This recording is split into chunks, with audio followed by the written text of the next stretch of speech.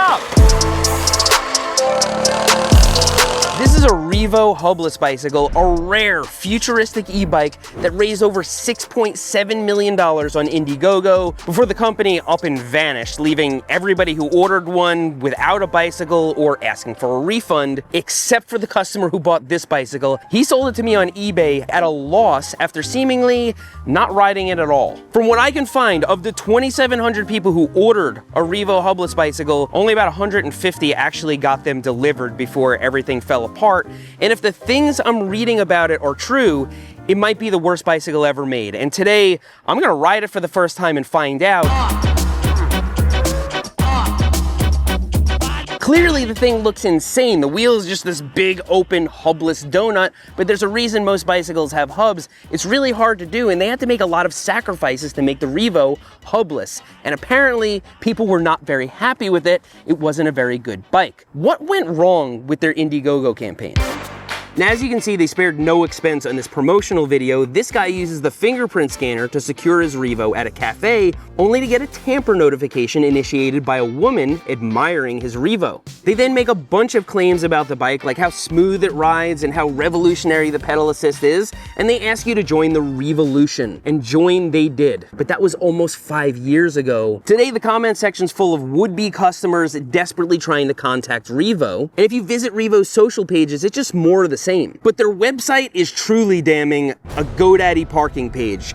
That's an obituary if I've ever seen one. So what happened here? Well, let's get to know the Reevo and we'll find out. So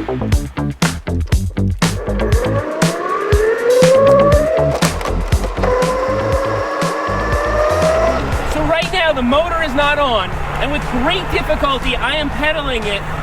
Can you believe how loud it is?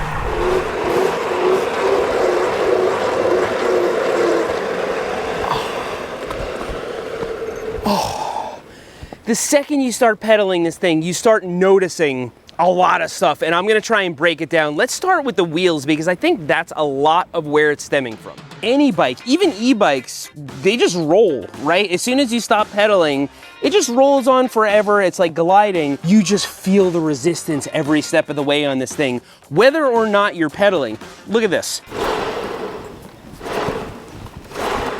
I don't know if you've ever spun a normal bike wheel, but it's very much unlike that. A normal bike wheel has spokes, and then there's a hub in the middle, and that hub is extremely reliable. They haven't changed much in 100 years, and a modern hub, you can restore to like new condition for $1. They just take these little bearings that you can pop in.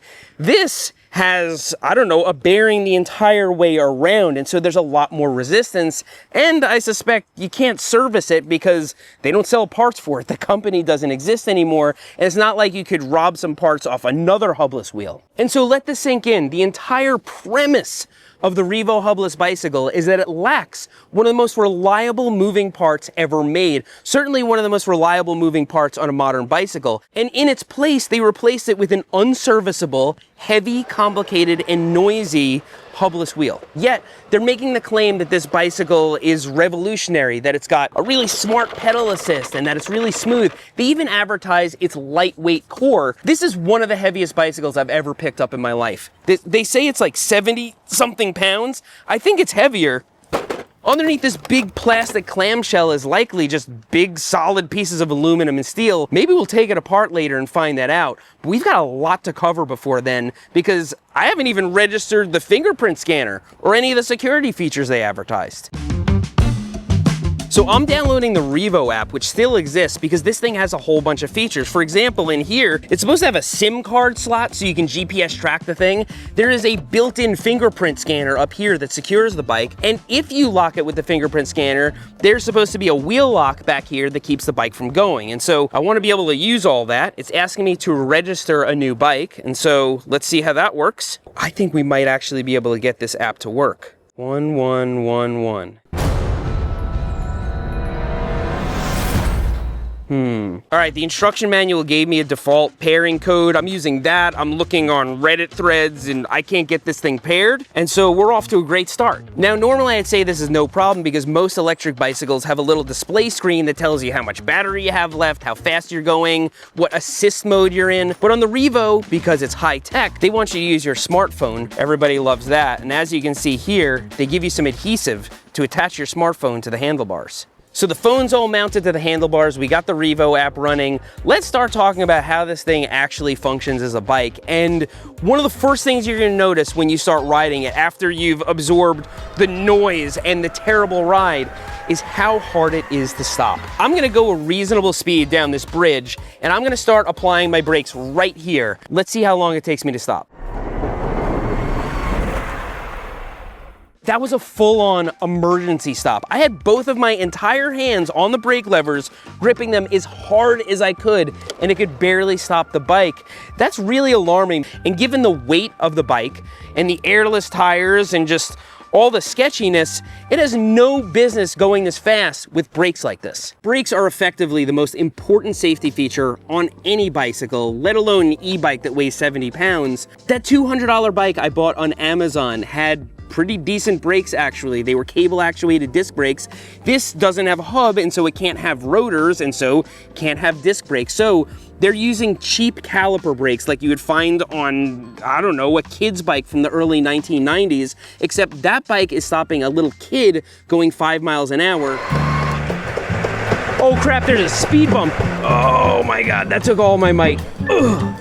Ugh. And so I've already mentioned several times that this is in fact an e-bike, and so let's talk about that. An e-bike is supposed to pedal like a normal bicycle and then also have electric assist, and so it should do both. And as you can see, there's no chain or sprockets or anything down here. The drivetrain's all inside it, and presumably everything that makes this wheel go kind of is enclosed in here, except on this thing, it is extremely difficult to pedal, very inefficient, and then when you stop pedaling, it stops almost immediately. And so let's be honest, nobody's gonna be using this as an analog bicycle. You're gonna be using electric assist because it is so hard to pedal without it, it's not even on the table. But it's a terrible e-bike too.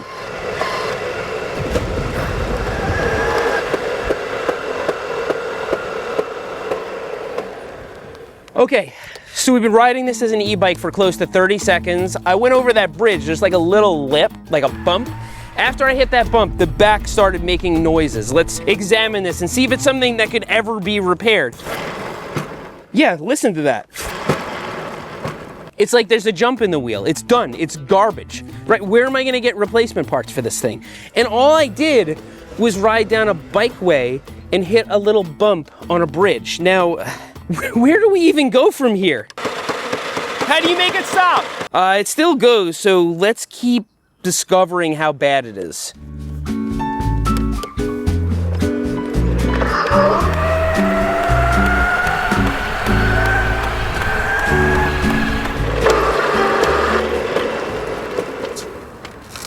Guys, I had a whole video planned here. Like, I spent money on the bike and I was planning on selling it afterwards. Now it's broken. And then half the things I want to show you don't even work. It's so much worse than I thought.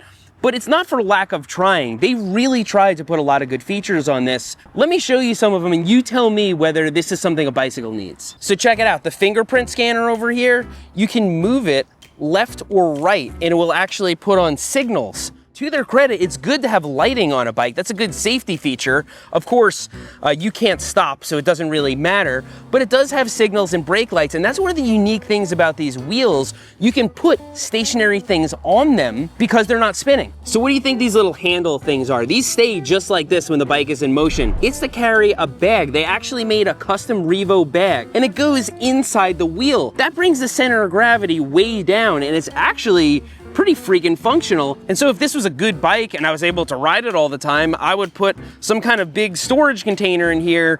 But of course, it breaks after you hit one bump And so we can't do that. Now, I mentioned before the Reevo has airless tires, which amount to just rubber wrapped around the wheel.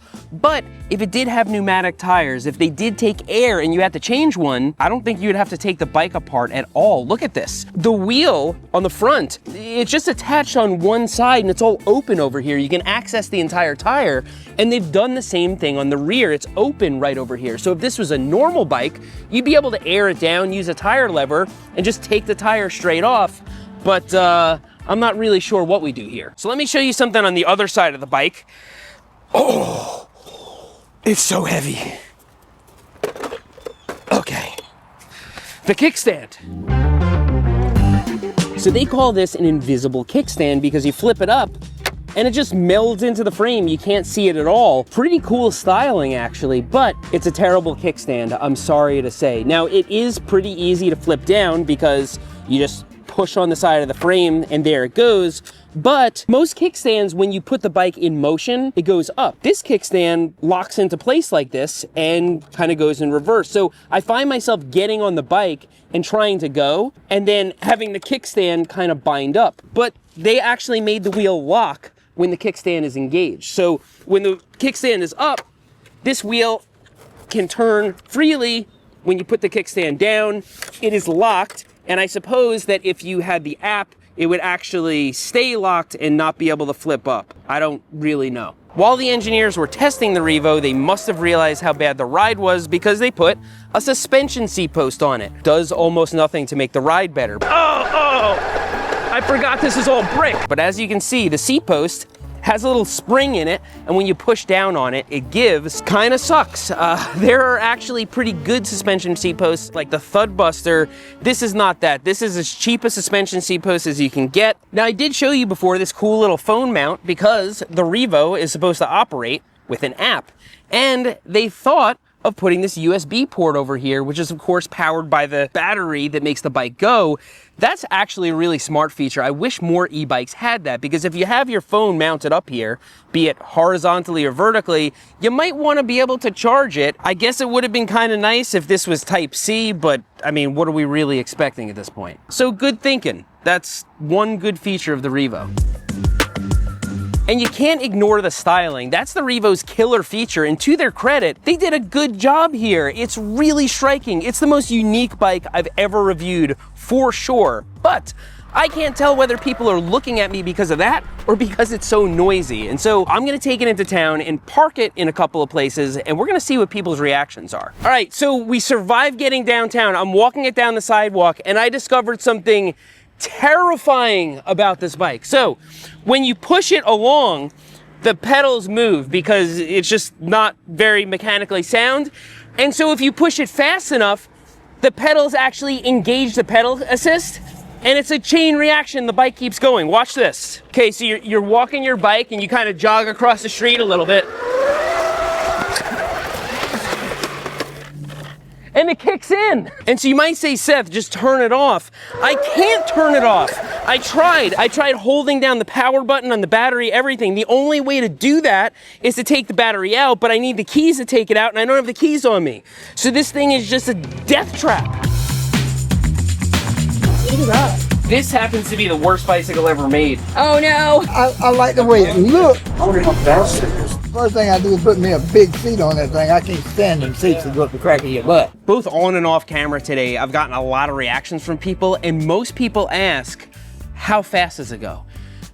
People who don't know bikes, they notice that it looks crazy, but they can't quite pinpoint what it is. They're just like, that's a crazy bike, how fast does it go? And so we must consider who ordered these. I don't think it was bicycling enthusiasts. It was people who saw it and said, that thing looks cool, that thing looks awesome, maybe that price tag is worth it. And yeah, we go back to the comments and we see what those customers think now. We got ripped off, this was a scam, but really was it? Were they trying to scam people? I don't think so. So again, they ended up making this and it was delivered to some people, and most of the people who did get their Reevo complained about it. They complained about the noise, they complained about all the things that I'm complaining about today.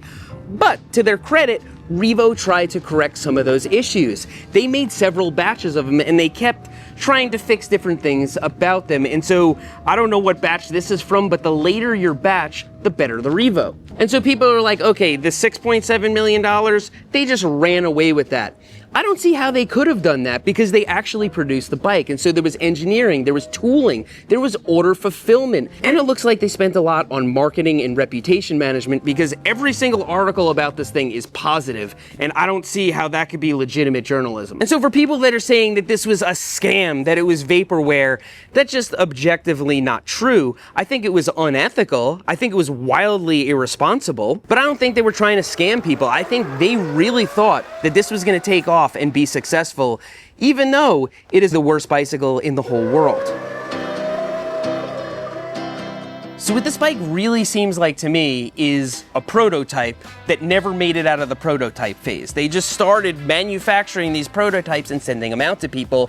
This is what a product would look like from a legitimate company before it goes through 3 or 4 rounds of polishing to fix all the problems. And so if you were a fly on the wall behind the scenes, what you would probably see is them just rushing it out the door, just justifying it. It's not that bad. Yeah, it's got a really bad ride, but we put that suspension seat post on it, so it's good now. Runs like a prototype. It's as easy to find replacement parts for as a prototype. Look, if you sign into a crowdfunding site and you back something, you're taking a risk, especially if it's something as experimental as this. But just disappearing and leaving all your backers in the dark, that's pretty unethical, that's pretty crappy. And so we can only hope that the makers of this bike rise from the ashes to sue me, because then they'll be revealing themselves to all their backers. And so is the Reevo really the worst production bicycle ever made? Well, let's be objective and just go by what I've experienced today. It's loud, it's heavy. You can't turn it off, apparently. It has a terrible ride thanks to the airless tires. It's extremely difficult to pedal. You can't get replacement parts for it. The motor appears to kick on whenever it feels like, and actually, if you push it fast enough, it starts a chain reaction that just sets the bicycle in perpetual motion. Actually, I wonder what happens if we just do that and let go of it. Oh no.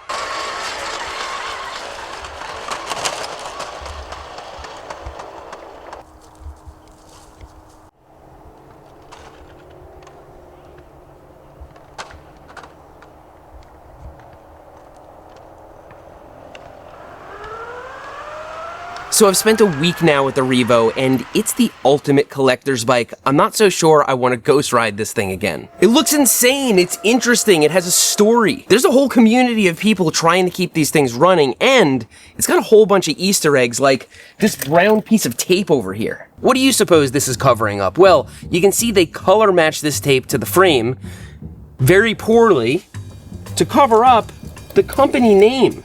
Beano, the parent company of Reevo, and one could imagine that shortly after they made this mold, they realized that the project was going south and they wanted to distance their company name from it. Well, here it is out to, I don't know how many people are gonna see this video. Crowdfunding projects are risky, a lot of them fail. People know that before they go into it, but there's an ethical way to fail, and then there's just leaving all your backers in the dark, wondering what happened. And so knowing they were gonna do their backers dirty, they covered their name up with a piece of tape so that nobody would ever know. Now, on the other hand, if you own a Reevo and you've somehow been keeping it running, trading parts with other owners, I think that's cool. That's the kind of masochistic bike ownership that I can get behind. The Reevo's a head turner. It's a concept bike, a prototype that somehow made it out to the public. And it is completely insane that it exists. But I hope you found this video interesting. I hope you learned something, and if you didn't learn something, I hope you at least found this entertaining. Thanks for riding with me today, and I'll see you next time.